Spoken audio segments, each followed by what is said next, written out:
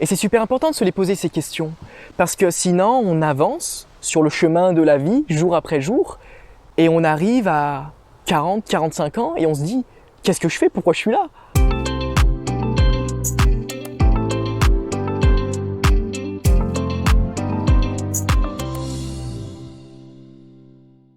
C'est très intéressant ce que je suis en train de vivre en ce moment. C'est quelque chose peut-être que vous vivez aussi, parce que je suis en pleine remise en question. Et la dernière vidéo qui est sortie, c'est justement le bilan de ma chaîne YouTube. Si vous ne l'avez pas vu, je vous y réfère. Et ce que j'avais jugé être une petite remise en question était en fait une grosse remise en question. Et concrètement, c'est quoi une remise en question ? Concrètement, c'est un conflit entre son soi passé, son soi présent et son soi futur. Et le soi, c'est littéralement tout ce qu'on est. C'est nos motivations, c'est nos valeurs, c'est notre expérience, ça englobe notre expérience, ça englobe nos croyances, ça englobe tout ça en fait. Et ouais, il y a remise en question lorsque l'un de ces points est plus le même en fait, et qu'il y a décalage. Et c'est ça qui fait mal en fait. Lorsque on est en pleine remise en question, en général, on pète pas le feu. On pète pas le feu. Parce que ça fait mal. C'est l'ego qui parle. On n'aime pas se dire qu'on a pu se tromper. On n'aime pas non plus se dire qu'on a peut-être fait des erreurs. Et on n'aime pas non plus se dire que nos motivations, nos valeurs ont changé. On n'aime pas se le dire parce que là, encore une fois, on se dit qu'on a eu tort à un moment donné.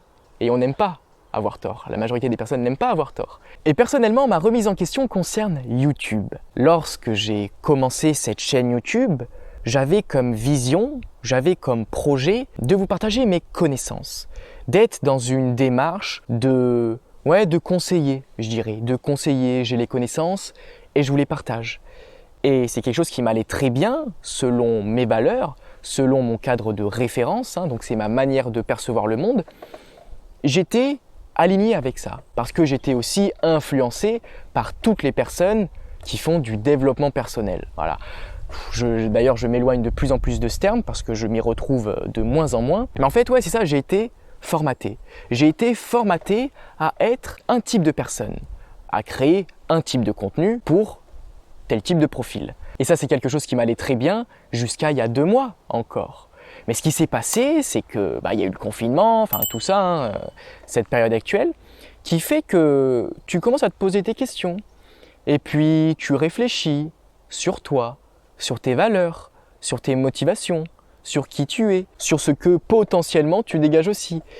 Et c'est à partir de là qu'il y a commencé à avoir un petit problème, quoi. Du coup, je fais un bilan.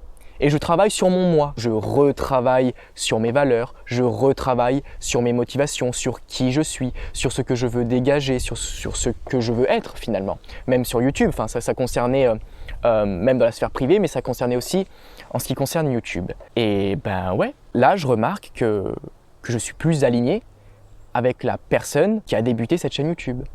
C'est-à-dire que mes valeurs étaient en contradiction, mes motivations étaient en contradiction.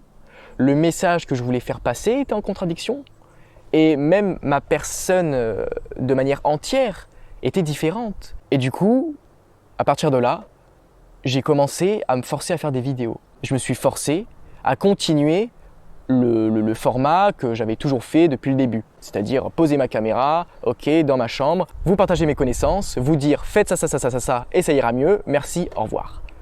Et j'ai continué à entretenir ce schéma de vidéo alors que ça ne me correspondait plus. C'est-à-dire que cette personne qu'au début je voulais être de conseiller pur, c'est-à-dire vous partager les connaissances, vous dire littéralement quoi faire, ce n'était plus en accord avec mes valeurs, avec qui j'étais. Parce que je suis personne. Je suis personne pour vous dire quoi faire. Je suis personne pour vous dire ce qui est bon pour vous ou ce qui ne l'est pas. Et en fait, j'ai pris conscience dans le format de vidéo que je proposais, dans ma manière de m'exprimer, qu'il y avait un côté donneur de leçons. Un côté donneur de leçons qui finalement, avec du recul, je voulais pas. Je voulais pas montrer ça en fait. Mais c'est ce que je montrais, ce côté formaté, formatage de tous ces mecs qu'on voit sur YouTube, faire du développement personnel. En fait, je copiais un moule je copiais, quelqu'un, je copiais une identité qui n'était pas la mienne. Et c'est là où je me suis réellement perdu. C'est-à-dire que j'ai voulu jouer un rôle, sans le vouloir, mais j'ai joué un rôle qui n'était pas le mien. Et c'est là où tout le processus prend son sens, c'est que maintenant que j'ai pris conscience de ça, je veux m'en libérer. Et c'est pas je veux, c'est que je vais. Et d'ailleurs, je m'en libère, d'ailleurs aussi avec ce format de vidéo. Maintenant, le moi futur, ce qu'il veut, c'est être lui-même.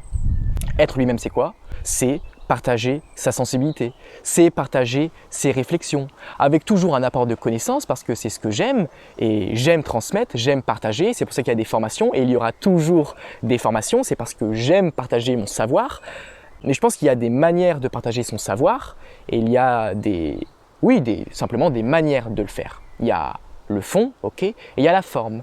Et ce qui était sûr, et ce qui est sûr même, c'est que la forme que je donnais à ce partage de connaissances par le passé ne me va plus aujourd'hui. C'est pourquoi en fait, elle va prendre une tournure, cette chaîne YouTube, j'en avais déjà un peu parlé dans le bilan, dans la vidéo précédente, dans le bilan, mais elle va prendre une nouvelle tournure dans le sens où le format sera complètement différent et mon approche sera complètement différente. Il y aura toujours cet apport de contenu, mais il ne sera pas dans un but de vous mettre pied au mur. Le but, c'est vraiment de développer une réflexion chez vous, la réflexion que je peux avoir.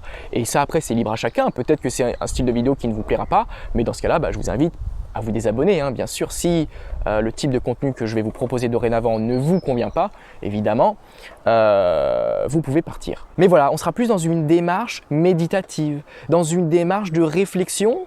Moi, je vous apporte quelques pistes comme par-ci par-là, et c'est à vous après de faire ce chemin.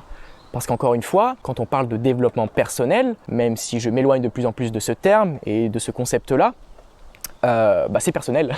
C'est personnel. Et finalement, moi, la seule chose que je peux faire, c'est vous partager mes croyances, vous partager mes valeurs, mon expérience. Et si elle fait lien avec la vôtre, c'est top. Et on avance ensemble. Et si ce n'est pas le cas, eh bien vous partez.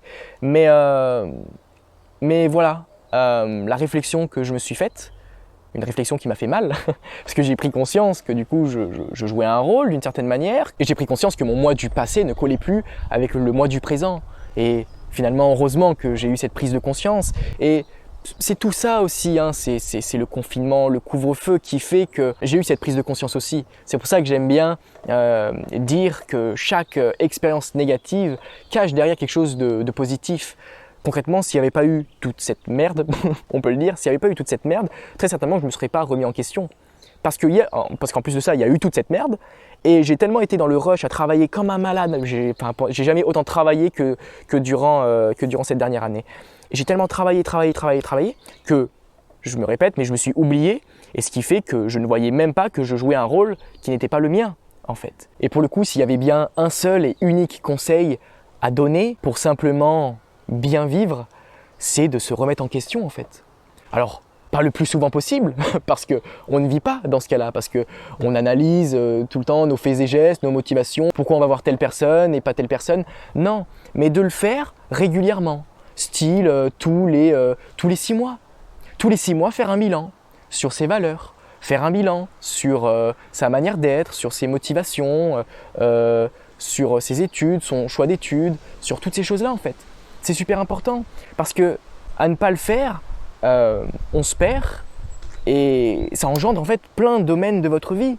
Ce qui fait que, par exemple, un couple bat de l'aile, c'est simplement encore une fois un conflit entre son soi passé, son soi présent et son soi futur. Quand tu te mets en couple à 15 ans et que ça fait 5 ans que tu es avec la même personne et tu as 20 ans aujourd'hui, tu te dis merde. Qu'est-ce que je fais? Je reste avec elle ou avec lui, je reste avec elle, je pars, qu'est-ce que je fais? Je suis bien avec elle, ok, ça fait déjà 5 ans qu'on est ensemble, est-ce que je me vois encore 60 ans, 70 ans encore avec elle? Et c'est super important de se les poser ces questions, parce que sinon on avance sur le chemin de la vie, jour après jour, et on arrive à 40, 45 ans et on se dit, qu'est-ce que je fais? Pourquoi je suis là? Et c'est normal. La crise de quarantaine, elle est très simple. C'est simplement des personnes qui ne se sont pas écoutées plus jeunes et qui en payent le prix plus tard. C'est juste ça finalement. Et si je prends l'exemple du couple, par exemple, le fait de se poser ces questions régulièrement, est-ce qu'on est aligné? Est-ce qu'on a les mêmes valeurs? Est-ce qu'on a la même vision de l'avenir? Se poser ce genre de questions, c'est éviter les non-dits, les remords, et c'est éviter aussi de tromper l'autre. De tromper l'autre et de culpabiliser parce que vous restez quand même avec cette personne, parce que vous pensez que c'est la bonne personne, mais vous allez voir ailleurs parce que vous savez que vos besoins aussi, ils ont changé, mais ils ont changé mais pas suffisamment pour quitter l'autre. Et non, c'est pas bon. Mais je prends l'exemple du couple parce que c'est ce qui me vient là à l'esprit. Mais même en ce qui concerne un métier, on va choisir un métier à 18 ans. Mais déjà à 18 ans, on est paumé. Moi-même, j'étais paumé à 18 ans. Voilà, j'ai réussi à clarifier un peu ma vision, tout ça. Je sais où je vais aujourd'hui. Je sais où je vais. Je me suis orienté aussi 2 fois dans mes études. Voilà, c'est-à-dire qu'avant de faire une formation pour devenir psychanalyste, j'ai fait un BTS assistant de gestion, qui ne me plaisait pas du tout. Ensuite, j'ai fait un BTS NRC, un BTS commercial. J'ai pris conscience que ça ne me plaisait pas en fait. Ouais. 2 échecs pour arriver à ce qui me comble vraiment. On est tous paumés. À 18 ans, 20 ans, c'est normal, on est tous paumés. Et le fait vraiment de se poser ces questionnements fait en sorte simplement de rendre la vie plus simple et plus sereine en fait. Et d'éviter par exemple, encore une fois, à 30, 40 ans, se dire mais qu'est-ce que je fais dans cette boîte? Qu'est-ce que je fais à faire ce métier? Il ne me correspond pas. Et à péter un câble et à finir en burn-out à cause de la pression, à cause de la surcharge de travail dans un métier qui ne vous plaît pas. C'est là où on voit l'importance vraiment de faire en sorte de se retrouver. Et ouais, je suis super content d'avoir eu cette prise de conscience, même si elle m'a fait mal et que tout mon mois de mars et début avril a été un peu compliqué niveau moral. Mais je suis trop content de ça. Mais encore une fois, c'est pas aussi simple. Parce que, dans mon cas en tout cas, il ne suffit pas de se remettre en question. Parce que je m'expose sur Internet, je m'expose sur YouTube en fait. Et je renvoie une image. Et je renvoie une image qui peut-être n'est pas celle que je souhaite renvoyer. Mais ça, ce sera le sujet de la prochaine vidéo. Merci de m'avoir écouté, j'espère que ce nouveau format de vidéo vous plaira. Et pour fêter les 1 an de la chaîne, j'ai décidé de vous proposer l'ensemble de mes formations à moins 70%. Je sais que c'est un investissement.